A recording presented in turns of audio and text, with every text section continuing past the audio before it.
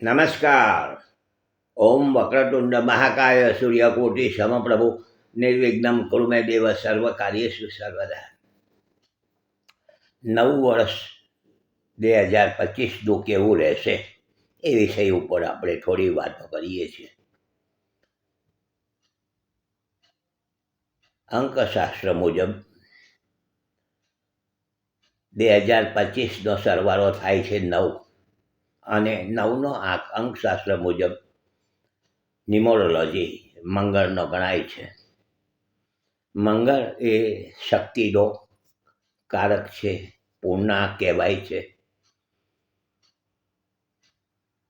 મંગળ મહારાજ યુદ્ધના દેવ કહેવાય છે. આગ અકસ્માતના કારક ગ્રહ છે મંગળ. મંગળને ધીમું કામ ચાલતું નથી, બધું ફાસ્ટ જોઈએ છે.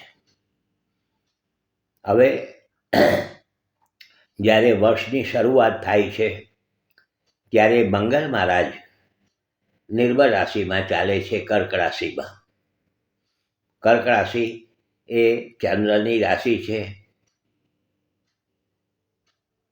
મંગળ મહારાજ નબળા છે, નિર્બળ છે અને સાથે અમાસનો યોગ ઊભો થયો છે. ચંદ્ર અષ્ટનો છે. હવે આ રીતે જોતા એમ કહી શકાય કે ચંદ્ર એટલે મન કહેવાય છે. મંગળ આક્રમકતા, અકસ્માત, આગ અકસ્માત, આક્રમકતા, યુદ્ધ, સેનાપતિ ગ્રહ છે.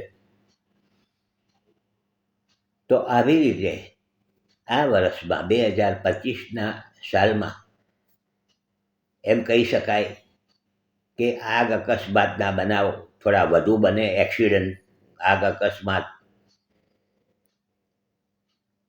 વર્લ્ડમાં, દુનિયામાં યુદ્ધનો માહોલ રહ્યા કરે.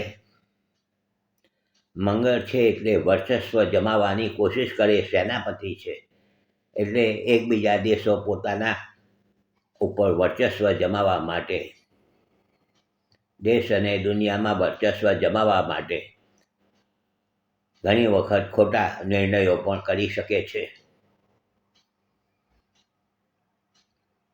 ચંદ્ર મનનો કારક છે, અષ્ટનો છે, એટલે એમ કહી શકાય કે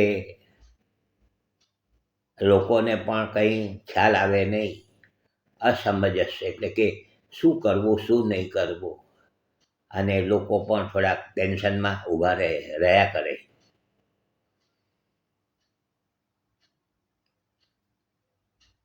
આ વર્ષમાં 2025ના સાલમાં 4 ગ્રહણ આવશે. 4 ગ્રહણ, 2 સૂર્યગ્રહણ અને 2 ચંદ્રગ્રહણ.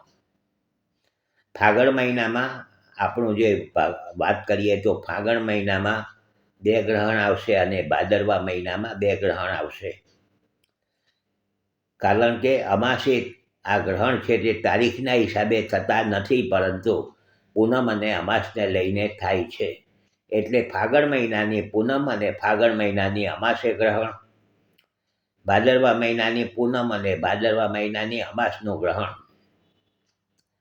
આ 4 ગ્રહણ થવાના છે અને 4 ગ્રહણમાંથી ફક્ત ભાદરવા મહિનાનું પૂનમનું ગ્રહણ જ પાડવાનું આવશે. બાકીના કોઈ ગ્રહણ પાડવાના રહેશે નહીં, આવતા નથી.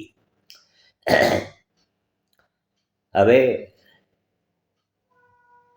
આપણે જે વાત કરી છે કે આ રીતે બનવાની સંભાવના છે, તો આ વાતને તમને કહ્યું છે. આગળ પાછી કાલે પણ વાત કરીશું. જોડાયેલા રહેજો, લાઈક કરજો, શેર કરજો, બીજાને જોવાની ભલામણ કરજો. ઘણા બધા જૂના એપિસોડ પણ જોઈ શકાય છે.